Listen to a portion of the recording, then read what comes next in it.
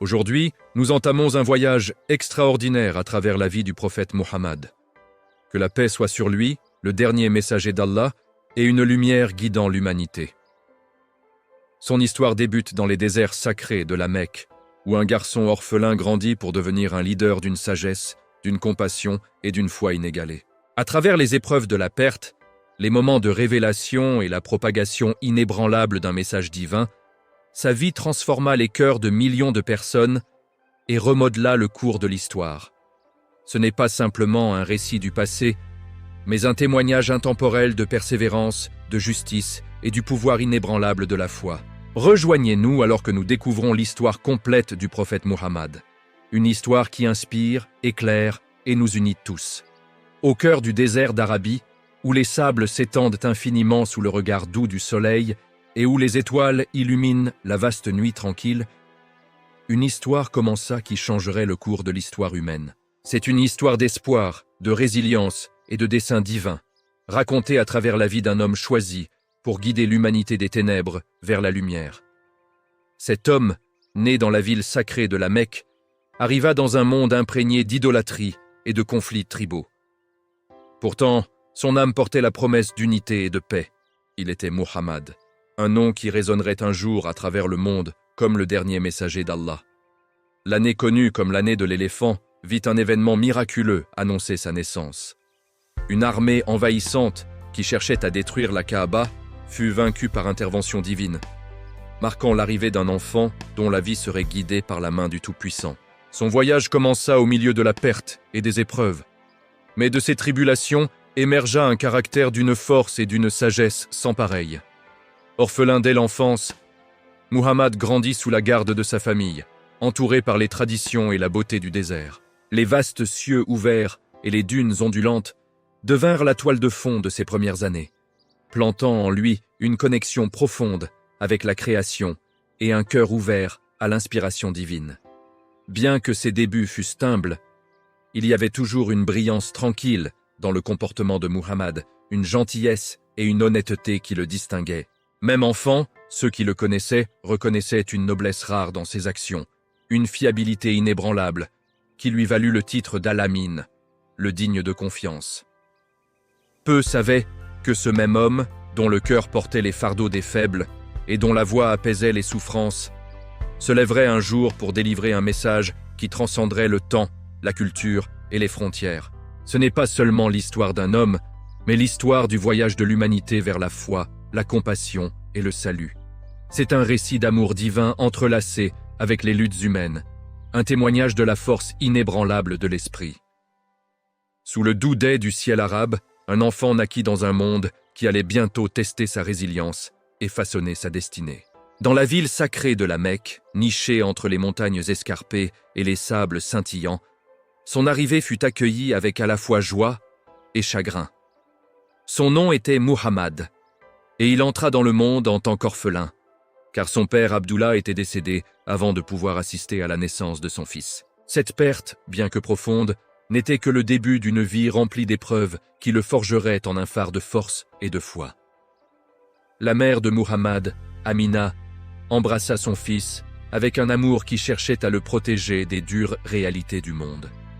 Pour assurer sa santé et son développement, elle suivit la coutume d'envoyer son fils vivre parmi les Bédouins dans le désert. C'est là, au milieu de la simplicité de leur vie et de la pureté de leur langue, que le jeune Muhammad passa ses premières années.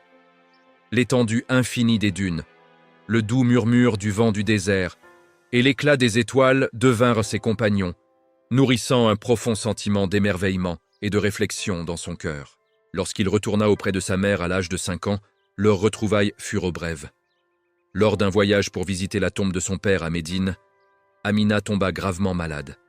Dans ses derniers moments, elle tint son fils près d'elle, ses yeux emplis à la fois d'amour et de chagrin. Muhammad se retrouva à affronter un monde sans sa douce guidance, et une fois de plus, sa vie fut marquée par la perte. À seulement 6 ans, il fut confié aux soins de son grand-père Abdul Muttalib, un ancien respecté de la tribu des Kouraïchites.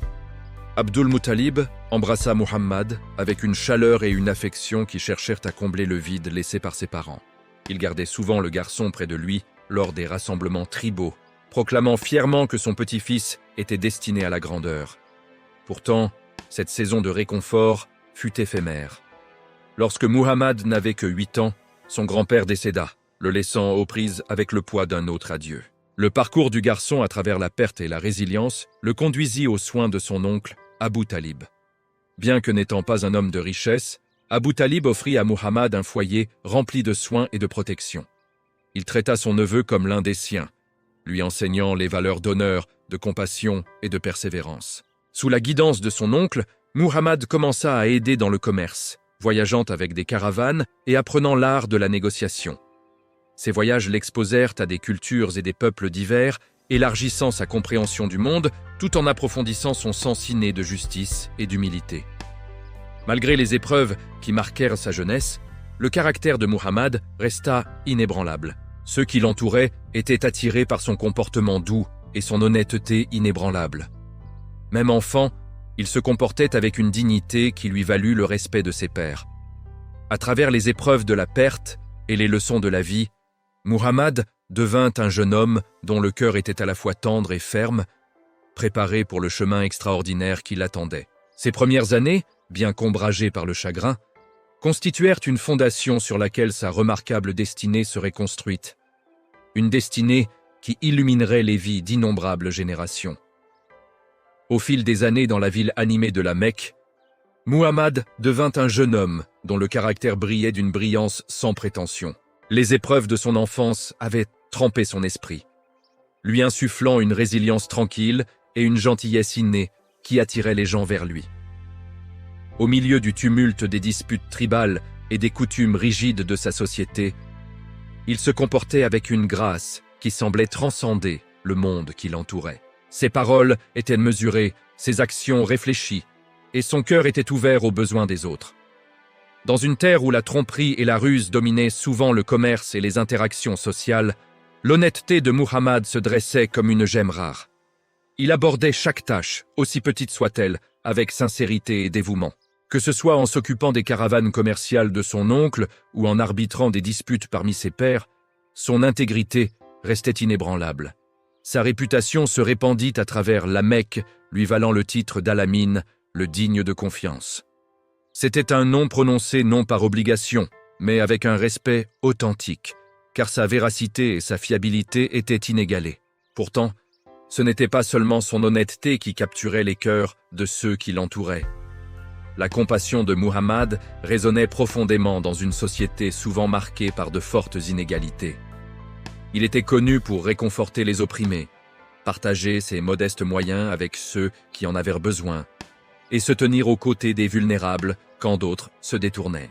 Sa présence était une source de réconfort pour beaucoup, un rappel que la dignité et la gentillesse pouvaient prospérer même dans les environnements les plus rudes.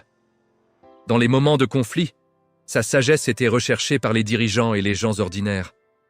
Un tel moment serait plus tard gravé dans la mémoire mecquoise, la reconstruction de la Kaaba. Alors que les chefs de diverses tribus se disputaient sur qui aurait l'honneur de placer la pierre noire sacrée, les tempéraments s'échauffèrent et la violence semblait inévitable. C'est Muhammad qui offrit une solution qui satisfit tous. Il suggéra de placer la pierre sur un manteau et d'inviter chaque chef tribal à la soulever ensemble, symbolisant l'unité. Sa sagesse non seulement évita le bain de sang, mais solidifiait également sa position en tant qu'homme d'une équité et d'une ingéniosité sans pareille. Bien qu'il vécût dans une société imprégnée d'idolâtrie et de traditions rigides, Muhammad était troublé par la décadence morale et l'injustice dont il était témoin. Le culte des idoles et l'exploitation des faibles pesaient lourdement sur son cœur. Même alors qu'il gagnait l'admiration pour son caractère, une agitation s'éveillait en lui. Dans le calme de son âme, il cherchait quelque chose de plus grand, quelque chose de vrai. Sa réputation remarquable parmi les gens de la Mecque n'était pas simplement le résultat de ses actes, mais le reflet de la pureté de son esprit. C'était cette noblesse tranquille, cette confiance inébranlable dans la justice et la vérité, qui le préparerait un jour à porter un message destiné à changer le monde à jamais. Parmi les marchés animés et les routes caravanières de la Mecque, où le commerce et les affaires prospéraient sous le soleil doré, une rencontre eut lieu qui deviendrait la fondation d'un partenariat extraordinaire. Khadija bint Khuwaylid, une veuve riche et noble renommée pour son intelligence aiguë et son sens des affaires, avait entendu parler de l'intégrité et de la fiabilité de Muhammad. Les histoires de ses transactions équitables et de sa nature honnête l'avaient atteinte. Et elle voyait en lui un homme à qui on pouvait confier les vastes responsabilités de ses entreprises commerciales. Elle offrit à Muhammad une position pour superviser l'une de ses caravanes, un rôle qu'il accepta avec humilité. Accompagné de Maïsara, son serviteur loyal, Muhammad voyagea en Syrie, naviguant à travers les sables brûlants et les défis du commerce avec une diligence et une équité sans pareille.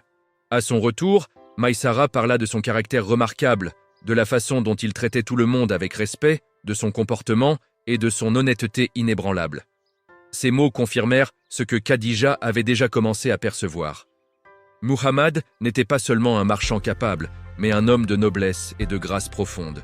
Bien que Khadija fût plus âgée et de rang social élevé, elle ressentit une profonde admiration pour Muhammad, qui s'épanouit en amour. Elle reconnut en lui non seulement un partenaire pour ses affaires, mais un compagnon pour son cœur. Rompant avec les coutumes de l'époque, elle envoya une proposition de mariage par l'intermédiaire d'un confident de confiance. Lorsque la proposition parvint à Muhammad, il fut honoré et chercha le conseil de son oncle Abu Talib, qui l'encouragea à accepter. Leur mariage fut un mariage de respect mutuel, d'amour et de partenariat. En Khadija, Muhammad trouva plus qu'une épouse, il trouva un sanctuaire. Sa sagesse et son soutien inébranlable devinrent une source de force pour lui, tandis que sa gentillesse et son honnêteté remplirent sa vie d'un sentiment de paix et d'épanouissement. Leur foyer était un havre de tranquillité, marqué par la compassion et un dessein partagé. Ensemble, ils élevèrent des enfants et construisirent une vie enracinée dans la foi, la générosité et l'amour l'un pour l'autre. La présence de Khadija était une source constante de réconfort pour Muhammad. Sa foi en lui était inébranlable, même face à l'inconnu. Elle encourageait ses réflexions et restait à ses côtés alors qu'il luttait avec l'agitation spirituelle qui s'éveillait en lui. Dans ses bras, il trouvait la consolation. Dans son conseil, il trouvait la sagesse. Et dans son cœur, il trouvait une foi inébranlable. Leur union n'était pas seulement un partenariat de deux âmes, mais un prélude au voyage profond qui les attendait, un voyage qui changerait à jamais le cours de l'humanité. La tranquillité de la nuit du désert s'enroulait autour des montagnes à l'extérieur de la Mecque.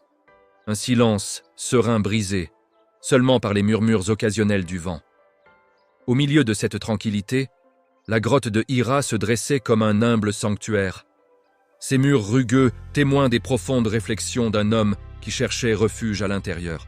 Muhammad avait commencé à se retirer dans ce lieu isolé, attiré par une agitation inébranlable dans son âme. Il passait des heures, parfois des jours, plongé dans la réflexion, contemplant les mystères de la création et l'état de son peuple. Les injustices qu'il voyait à la Mecque, le culte des idoles, l'oppression des faibles et la cupidité qui consumait les cœurs le troublaient profondément. Ici, dans la solitude de la grotte, il trouvait un espace pour chercher des réponses, pour rechercher un sens au-delà du monde matériel.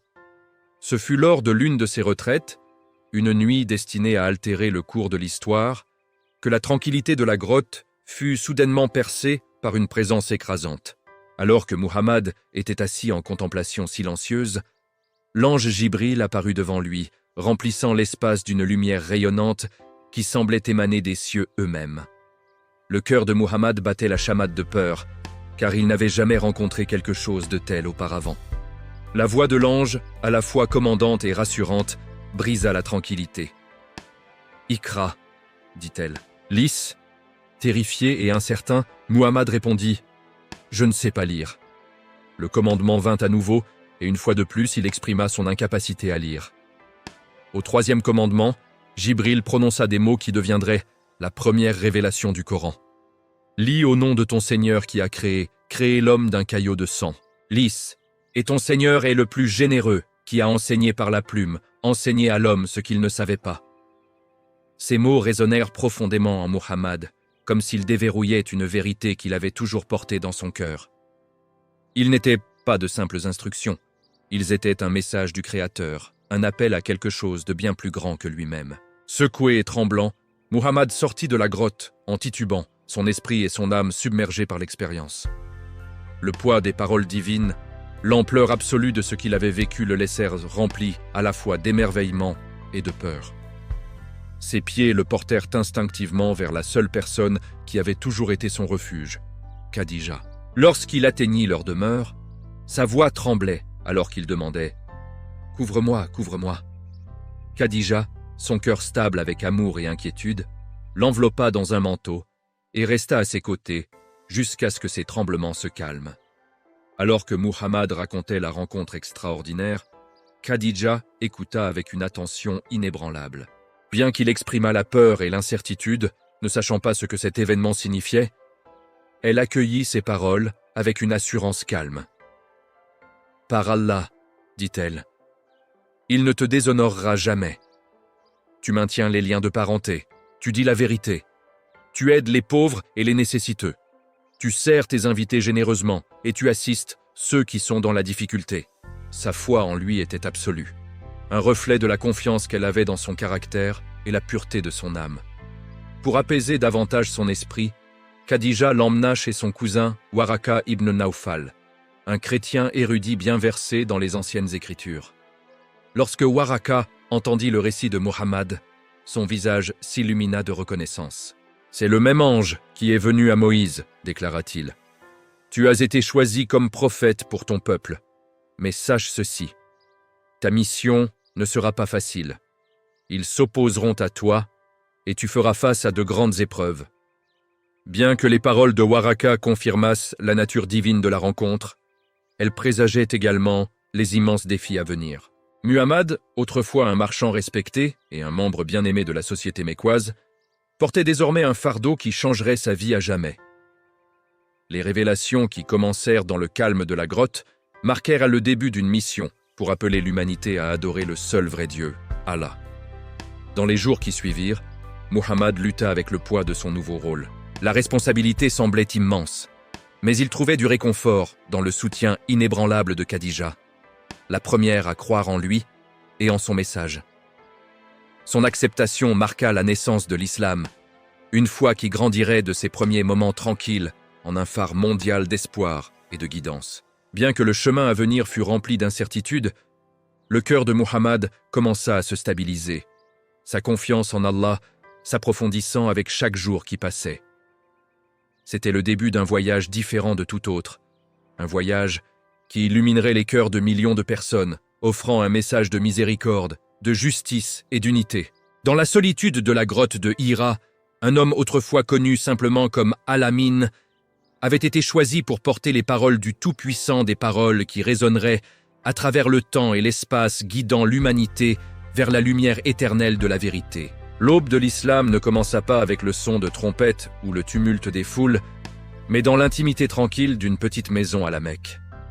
La première révélation pesait lourdement sur le cœur de Muhammad, et alors qu'il la partageait avec sa bien-aimée épouse Khadija, sa foi inébranlable devint sa force. Elle crut en lui sans hésitation, son amour et sa conviction étant une lumière guidante en ses premiers jours. À travers son acceptation, les graines de l'islam furent plantées et le message d'Allah commença son voyage. Au début, le message se répandait en chuchotement, porté par le vent de confiance vers ceux les plus proches de Muhammad. Parmi les premiers à croire se trouvait son jeune cousin Ali, qui bien qu'encore enfant, affichait une clarté de cœur qui le rendit prompt à embrasser la vérité. Avec un courage juvénile, il se tint aux côtés de Muhammad, sa petite stature portant une foi aussi ferme que les montagnes. Puis vint Abu Bakr, le plus cher ami et confident de Muhammad, un homme de caractère noble qui reconnut la vérité profonde dans les paroles de son compagnon. L'acceptation d'Abu Bakr fut un tournant, car son influence parmi les gens de la Mecque ouvrit des portes pour que d'autres entendent le message. Grâce à lui, des figures notables comme Uthman ibn Affan et Zubayr ibn al-Awwam rejoignirent cette foi naissante, leur cœur attiré par la lumière du monothéisme. Les croyants, bien que peu nombreux, se rassemblaient en secret pour apprendre et prier. Ils se réunissaient dans la maison d'Al-Arqam, un jeune musulman dont la demeure devint un sanctuaire de foi au milieu de la tension croissante du monde extérieur. C'est là, dans les coins feutrés de la maison d'Al-Arqam, que la beauté du Coran était récitée et que les enseignements de l'islam prenaient racine.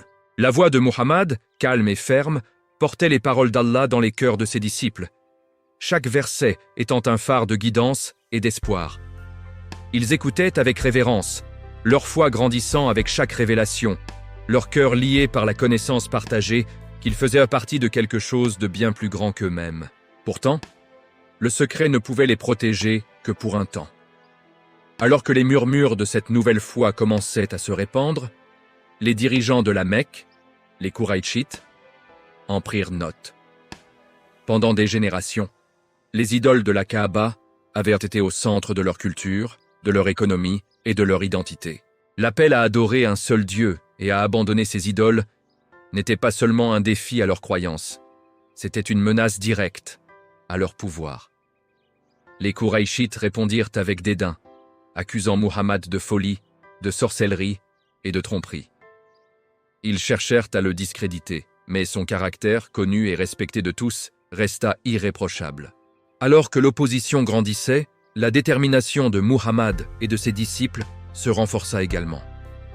Ils faisaient face aux insultes, aux moqueries et parfois aux abus physiques, mais leur foi ne faisait que s'approfondir.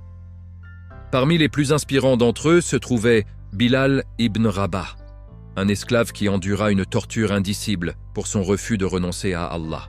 Sous le soleil brûlant du désert, sa voix s'élevait avec une force inébranlable alors qu'il criait « Ahad, Ahad, un. » Sa résilience devint un symbole de l'esprit inflexible des premiers musulmans, un témoignage du pouvoir de la foi. À travers ces épreuves, Muhammad resta un pilier de force pour ses disciples.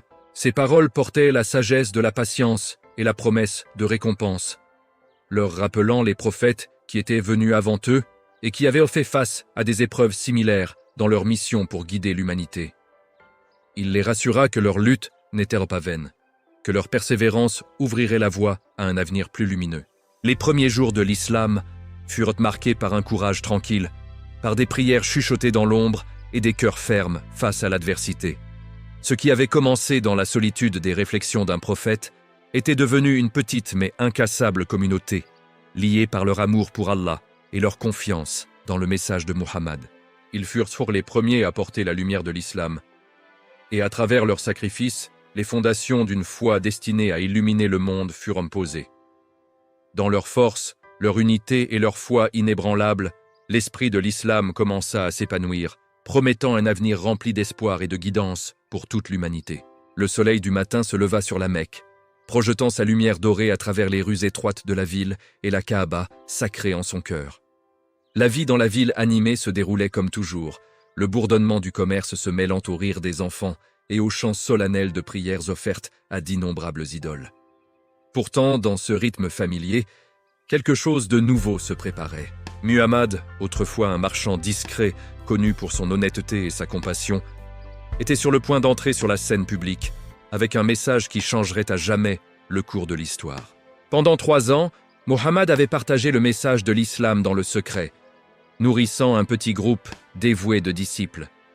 Leur foi avait grandi comme un jeune arbre délicat, soigneusement entretenu et protégé de la dureté de leur environnement.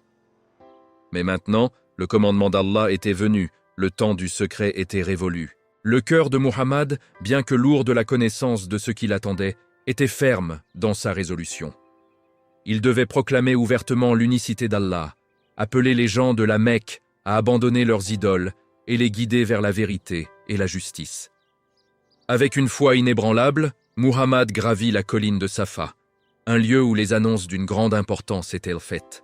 De son point d'observation, il pouvait voir la ville s'étendre devant lui, ses habitants vaquant à leurs occupations quotidiennes. Il les appela, sa voix ferme et claire, convoquant les tribus des Quraïchites à se rassembler. Un par un, ils vinrent, attirés par le son de sa voix et le respect qu'ils avaient là pour lui. Il n'était pas fréquent qu'Al-Amin, le digne de confiance, demandât leur attention, et ils étaient impatients d'entendre ce qu'il avait à dire. Alors que la foule grossissait, Muhammad s'adressa à eux avec une conviction calme. « Si je vous disais qu'une armée ennemie avançait vers vous depuis derrière cette colline, me croiriez-vous » demanda-t-il. Les gens, qu'il avait toujours connu pour ne dire que la vérité, répondirent comme un seul homme. Oui, car nous ne t'avons jamais connu pour mentir. Puis vinrent les mots qui ébranleraient leur monde. Je suis un avertisseur pour vous, envoyé avant un grand châtiment. N'adorez qu'Allah et abandonnez vos idoles. L'air devint immobile, la foule stupéfaite dans le silence. Les paroles de Muhammad n'étaient pas seulement un appel à la foi, elles étaient un défi à tout ce sur quoi les gens de la Mecque avaient construit leur vie. Parmi eux, Abu Lahab, l'oncle même de Muhammad, fut le premier à briser le silence, sa voix remplie de colère et de dédain. « Puisses-tu périr? Est-ce pour cela que tu nous as rassemblés ?» Ces paroles dures marquèrent le début de l'hostilité ouverte envers le message de l'islam. Au fil des jours, les dirigeants des Kouraïchites devinrent de plus en plus alarmés. L'appel de Muhammad au monothéisme menaçait non seulement leurs pratiques religieuses, mais aussi le fondement économique de la Mecque, qui reposait largement sur le commerce de pèlerinage centré autour des idoles de la Kaaba. Déterminés à protéger leur pouvoir, ils cherchèrent à discréditer Muhammad, l'accusant de sorcellerie, de folie et de tromperie. Pourtant, son caractère resta intact, sa réputation d'Al-Amin contrastant fortement avec leurs accusations. Lorsque la calomnie échoua, les Kouraïchites se tournèrent vers la persécution. Ils firent pression sur l'oncle de Muhammad, Abu Talib, pour qu'il l'abandonne. Mais Abu Talib, bien que n'étant pas musulman lui-même, refusa de trahir le neveu qu'il aimait. Frustrés, les Kouraïchites dirigèrent leur colère vers les disciples de Muhammad. Les vulnérables, les esclaves, les femmes et les pauvres portèrent le poids de leur cruauté. Parmi eux se trouvait Bilal, dont le cri inébranlable de « Ahad, Ahad » résonnait avec défi alors qu'il endurait la torture sous le soleil brûlant. D'autres faisaient face à l'emprisonnement, aux coups et à l'ostracisme social. Pourtant, leur foi resta inébranlée. Malgré l'opposition croissante, Muhammad continua à prêcher avec patience et sagesse. Il appelait les gens à réfléchir sur la beauté de la création, la justice d'Allah et la nature éphémère de la richesse et du pouvoir mondain. Ces paroles, bien que simples, portaient une vérité profonde qui résonnait avec ceux qui écoutaient avec un cœur ouvert. Lentement, l'islam commença à prendre racine, atteignant des hommes et des femmes de tous horizons. La petite communauté de croyants, bien que testée par les épreuves, grandit en force et en unité, liés par leur foi partagée. La tension à la Mecque continua de s'intensifier, l'hostilité des Kouraïchites s'intensifiant avec chaque nouvelle conversion. Pourtant, Muhammad resta ferme, sa confiance en Allah inébranlable. Il rappela à ses disciples les prophètes qui étaient venus avant eux, qui avaient fait face à des épreuves et à l'opposition, mais qui n'avaient jamais vacillé dans leur mission. Ces paroles offrirent du réconfort et de la force, un rappel que le chemin de la vérité n'était jamais sans lutte, mais était toujours illuminé par la promesse de la miséricorde et de la guidance d'Allah. Ce qui avait commencé comme une seule voix, appelant depuis la colline de Safa, était maintenant devenu un mouvement grandissant, une étincelle de foi qui refusait d'être éteinte. Le message de l'islam, bien que rencontrant la résistance, commençait à faire briller sa lumière, atteignant les cœurs de ceux qui aspiraient à la justice, à la compassion et à la vérité. Face à l'opposition, la résolution de Muhammad et la foi inébranlable de ses disciples se dressaient comme un témoignage du pouvoir durable de la croyance et de la force transformatrice de la patience et de la persévérance. La résilience tranquille de Muhammad et de ses disciples n'était pas passée inaperçue aux yeux des Kouraïchites. Malgré leurs efforts pour le discréditer, pour salir son nom et tourmenter ceux qui croyaient en son message, la foi des musulmans s'était renforcée. Cet engagement inébranlable envers l'unicité d'Allah, un défi au fondement de la société mécoise, remplissait les Kouraïchites à la fois de peur et de frustration. Leur fierté et leur pouvoir, longtemps ancrés dans le culte des idoles et la richesse qu'ils apportaient, semblaient maintenant menacés par l'esprit inflexible de cette petite mais ferme communauté. Dans leur désespoir d'écraser le message de l'islam, les Kouraïchites conçurent un plan qu'ils croyaient capable de mettre Muhammad et ses partisans à genoux. Ils déclarèrent un boycott total contre les Banu Hashim, le clan de Muhammad, interdisant tout commerce et relations sociales avec eux. Personne ne devait épouser leurs filles, leur vendre des biens ou leur fournir de la nourriture ou de l'aide. C'était un acte de cruauté calculé, conçu pour isoler Muhammad et ses disciples, pour les affamer jusqu'à la soumission et les forcer à abandonner leur foi. Les Banu Hashim, y compris ceux qui ne partageaient pas les croyances de Muhammad, mais qui se tenaient à ses côtés par loyauté familiale, se retirèrent dans une vallée étroite à la périphérie de la Mecque. Pendant 3 longues années, ils endurèrent la poigne étouffante de ce boycott. Les voix autrefois vives des enfants s'affaiblirent par la faim, et les anciens, affaiblis par le manque de nourriture, restaient souvent assis en prière silencieuse. Les sons de célébration et de prospérité à la Mecque semblaient comme un monde distant, inaccessible depuis la vallée désolée qui était devenue leur prison. Pourtant, même dans cette situation désespérée, la fermeté de Muhammad brillait comme un phare. Ses paroles offraient du réconfort à ceux qui l'entouraient, leur rappelant la promesse d'Allah et les épreuves affrontées par les prophètes avant eux. Il parlait de la patience comme d'un bouclier et de la foi comme de leur nourriture. Les révélations continuaient de descendre, leurs versets remplissant les cœurs des croyants d'espoir et de force. Dans l'obscurité de la vallée, la lumière de la foi brûlait plus intensément, soutenant leurs esprits quand leur corps s'affaiblissait. Malgré l'isolement, de petits actes de gentillesse de l'extérieur de la vallée rappelaient aux Banu Hashim que tous, à la Mecque, ne partagèrent pas la cruauté des Qurayshites. Hisham ibn Amr, un membre respecté de la ville, ne pouvait supporter la souffrance de ses compagnons de tribu. Sous le couvert de la nuit, il introduisait clandestinement de la nourriture et des provisions dans la vallée, risquant sa propre sécurité pour apporter du soulagement. Sa bravoure inspira d'autres à le rejoindre, leur défi silencieux semant des graines de compassion au milieu de l'oppression des Qurayshites. Avec le temps, le poids moral du boycott commença à peser sur la conscience de certains dirigeants mécois. La vue d'enfants pleurant de faim, les murmures de dissension parmi le peuple, et les histoires de ceux qui aidaient secrètement les Banu Hashim commencèrent à faire basculer la balance. Un groupe d'hommes influents, mus par un sens de justice, confronta les dirigeants Qurayshites. Ils arguèrent que le boycott n'était pas seulement cruel, mais déshonorant, une tache sur l'héritage de leur ville d'hospitalité et de parenté. Alors que ces voix grandissaient, un événement extraordinaire se produisit. Le parchemin sur lequel les termes du boycott avaient été écrits et accrochés dans la Kaaba fut découvert miraculeusement altéré. Les termites l'avaient dévoré, ne laissant intacts que les mots « En ton nom, ô Allah ». Les Qurayshites, face à ce signe indéniable, furent forcés de reconnaître leur folie. Le boycott fut levé, et les Banu Hashim émergèrent de la vallée, leurs esprits intacts et leur foi plus forte que jamais. Mais la fin du boycott ne marqua pas la fin des épreuves de Muhammad. Dans les mois qui suivirent, il vécut 2 pertes dévastatrices qui ébranlèrent son cœur jusqu'à son fondement. Sa bien-aimée épouse Khadija décéda, laissant un vide incommensurable dans sa vie. Elle avait été sa confidente, sa plus grande supportrice et la première à croire en sa mission.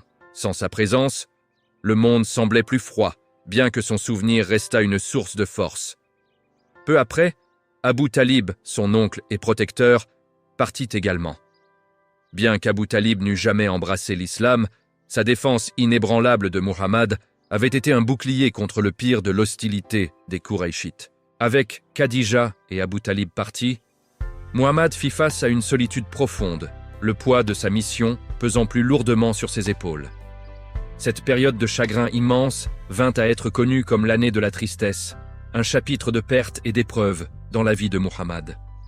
Pourtant, même dans ce temps de deuil, sa foi en Allah resta inébranlée. Il se tourna vers la prière et la réflexion, cherchant du réconfort dans le divin et de la force dans la connaissance que sa mission était loin d'être terminée. Les épreuves qu'il endura ne firent qu'approfondir sa résolution, car il savait que le chemin vers la vérité n'était jamais sans lutte. Le boycott et l'année de la tristesse marquèrent un tournant non seulement pour Muhammad, mais pour toute la communauté musulmane. Ils émergèrent de ces épreuves avec une résilience forgée dans le creuset des difficultés, leur cœur uni par la foi et leurs esprits intacts. Leur persévérance se dressa comme un témoignage du pouvoir durable de la croyance.